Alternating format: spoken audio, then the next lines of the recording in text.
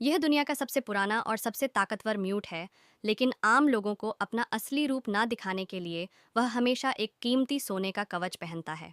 उसके सेवक इस पर गर्व महसूस करते हैं। इसका नाम है न्ची, जिससे हर कोई डरता है। त्यांची खुद को भगवान समझता है और इंसानों को कमज़ोर मानता है। एक दिन उसके लोगों को एक ऐसा म्यूट मिलता है जो कभी मर नहीं सकता। अमर बनने के लिए त्यांच उसकी ताकत को खुद में शामिल करने की योजना बनाता है, लेकिन उसके द्वारा सताए गए लोग उसके खिलाफ बगावत कर देते हैं।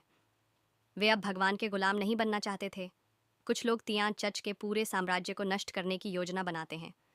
त्यांची के 4 शक्तिशाली म्यूट हैं जो उसकी रक्षा के लिए लड़ते हैं, लेकिन अंत में पूरा महल गिरने लगता है। त्यांची जमीन में दफन हो जाता है। उसके अनुयायियों में से सिर्फ एक बचता है, जो अपने स्वामी की रक्षा के लिए आखिरी दम तक लड़ता है, लेकिन आखिर में वह भी जलकर मर जाता है। समय बीतता गया। 5,000 साल बाद जिन लोगों ने नची का शासन छोड़ दिया था, वे अब एक नई सभ्यता बना चुके थे। वे पूरी तरह भूल चुके थे कि कभी एक राजा हुआ करता था जो पूरी दुनिया पर राज करता था। फिर एक दिन त्यांची के कुछ भक्त उसके दफन स्थान पर पहुंचते हैं। वे इस दुनिया के लालच और बुराई से दुखी थे। वे चाहते थे कि त्यांची वापस आए और फिर से दुनिया पर राज करें। वे यह नहीं जानते थे कि उनकी सच्ची प्रार्थनाएं के कारण हजारों सालों से सोया हुआ त्यांची जाग जाएगा। लेकिन अब दुनिया पूरी तरह बदल चुकी थी। इंसानों ने नई तकनीकें बना ली थीं और वे त्यांची को एक पागल राक्षस समझते थे।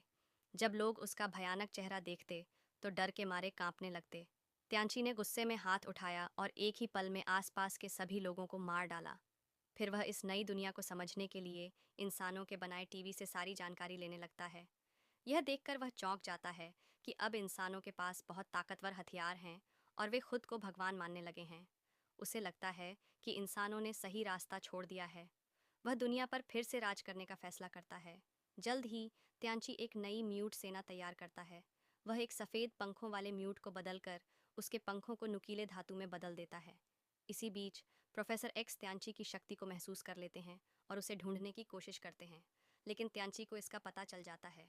फिर त्यांची प्रोफेसर एक्स के दिमाग का इस्तेमाल करके दुनिया के सभी परमाणु हथियार लॉन्च कर देता है, लेकिन मिसाइलें अंत में अंतरिक्ष में जाकर नष्ट हो जाती हैं।